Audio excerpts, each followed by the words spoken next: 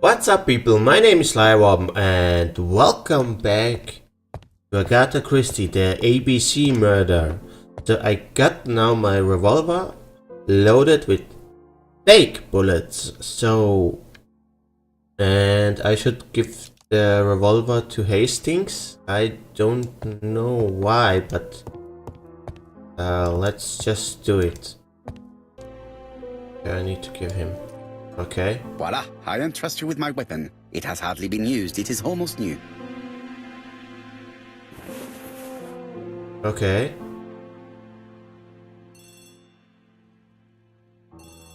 The phone is ringing. Okay, let's answer the phone. Oh my gosh. So I have my doubts if Chief Inspector, is that you? salesman Yes. is the murderer. Sorry, but we haven't found anything. Have you checked the typewriter? And the packaging, the letter, and the ribbon reel. We've only found prints left by Cust and his landlady. Well, never mind, I shall make do. So, are you still going to hold your meeting? Of course, Chief Inspector. I can hear my guest coming up the stairs. Why have you brought us here, Mr. Poirot? Since Cust's arrest, I thought it was all done and dusted. Miss Gray formally identified him, as well as Miss Barnard. Yes, and the stockings he sold are of the same brand as the ones found at my aunt's.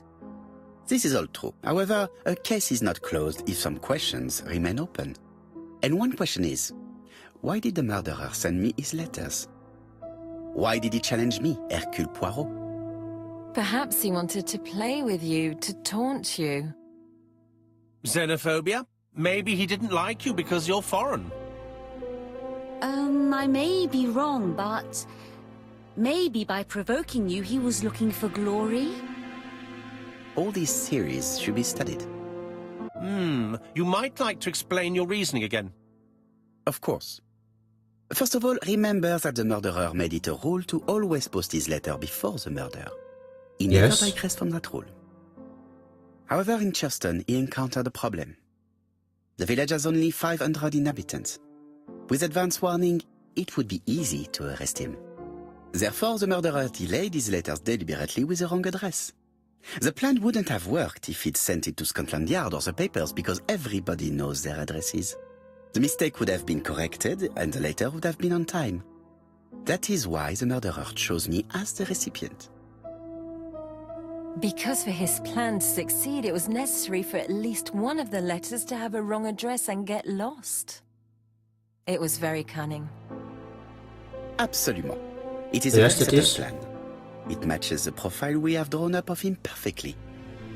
That of an intelligent, daring and calculating murderer. But that's not how you describe Cust. You are quite right, mademoiselle. Like you, I find it hard to believe that this dull character is the clever murderer we are looking for. Do madmen... I mean, if he's mad, he might have two very different sides. No doubt. But the murderer is not mad. All the specialists agree that he does not have the profile of a psychopath. But if Cust is not guilty, how do you explain his presence at the scene of the crimes? Mr. Clark, the answer to your question is in the medical records of your brother's patients. Documents which Cust most certainly did not have access to.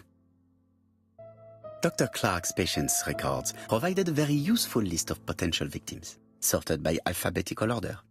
The killer definitely used it, explaining the fact that all the victims were former patients of the doctor. It is this fact that clears Cust once and for all, because he never had access to these records. So how did he happen to be at the scene of the crimes? Either the murderer sent him there, or Cust was following him closely. Cust's highly suggestible nature leads us to the second hypothesis. The murderer was manipulating him. He systematically sent Cust to the towns where he was going to strike, so that the suspicion would land on the poor man's shoulder. That's maybe true. That's evil. What sort of killer could have such a plan? And what would he gain from three completely different murders? Indeed, it seems unlikely that the same murderer committed all the crimes. What should we take from that?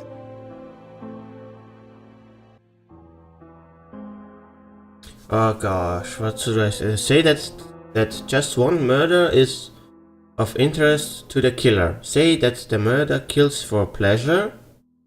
Say that the killer has developed a taste for murder.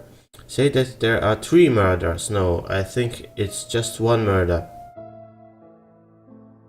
Just one murder was of benefit to the murderer. The others were just diversions.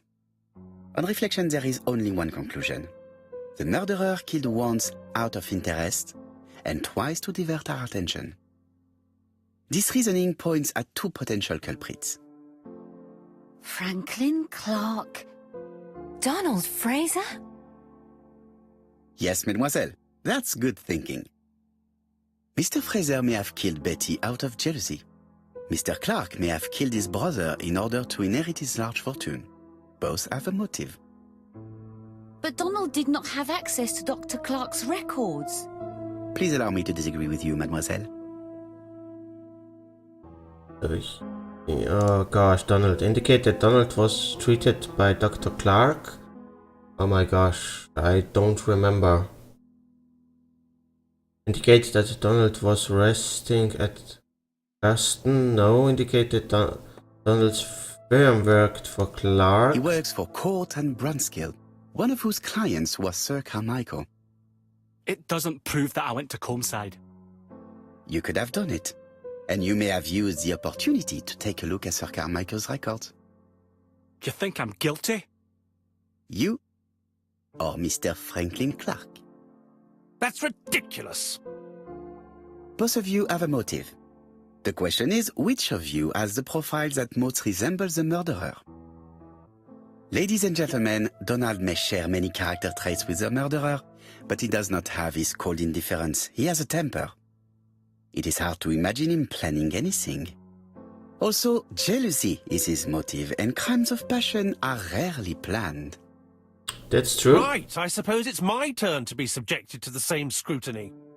Absolument, Mr. Clark. As you have all seen, there is a disturbing similarity between Mr. Clark's profile and that of the killer. In actual fact, it is exactly the same. Mr. Poirot, your psychological studies are interesting, but your conclusions do not add up. Why would I have wished my brother's death? The inheritance is lawfully mine. I just have to wait. No, you had to act quickly. Okay, I think maybe say that Franklin was impotent. Okay, say that Tora Gray bothered him. Because of Miss Gray. Mademoiselle, although you haven't been telling the truth, there is no doubt in my mind that you would have found a way to marry Sir Carmichael after Lady Clark's death. For you, Mr. Clark, it was a disaster. If Miss Gray had children by your brother, you would not have inherited a thing.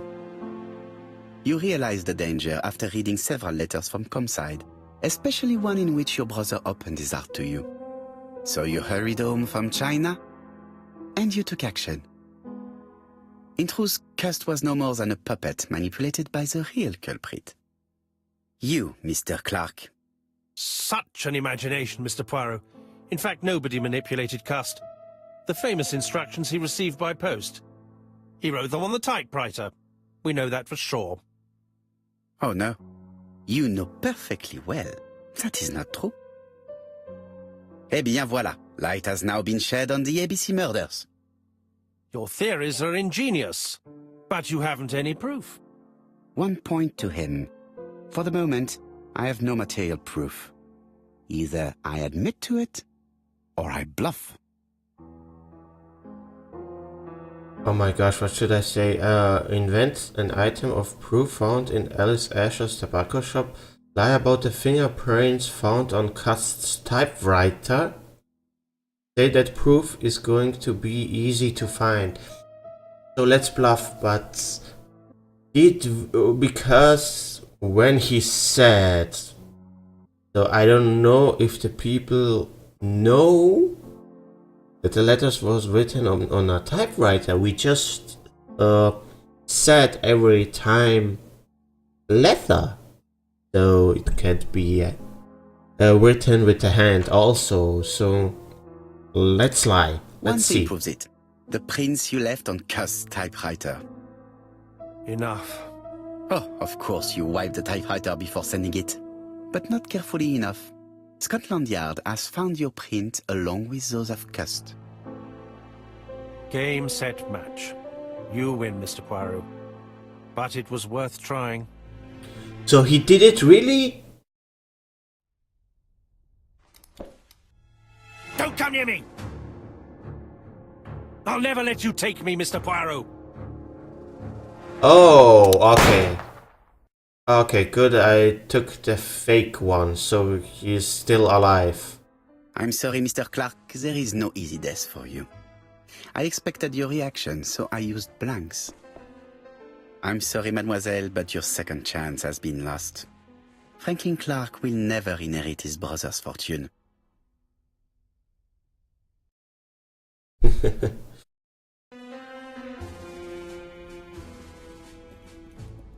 So he was the murderer, my gosh.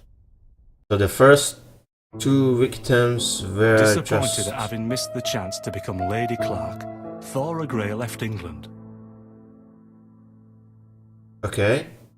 Donald Fraser and Megan Barnard married. I'm not surprised about On that. Poirot's recommendation, Mary Drower started to work for Lady Clark.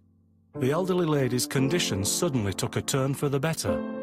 Wow, And a okay. few months later, to Dr. Logan's great surprise, she was back on her feet again. According to this eminent physician, it appears to be an extremely rare case of spontaneous remission. Lady Clark has enjoyed very good health ever since.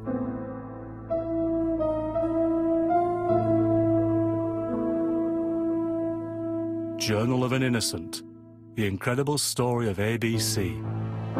As for A.B. Cust, after being advised by Poirot, he made a great deal of money by selling his story to the press. And Wow, as for me, okay. and with business booming, the Black Swan has become the #1 tourist attraction in the whole of Yorkshire, even more popular than York Minster.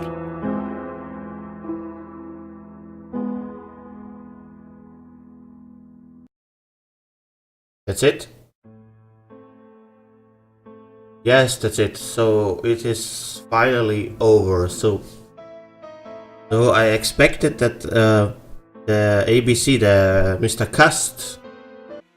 So and Mr. Clark is now in the prison. So he just used Cust.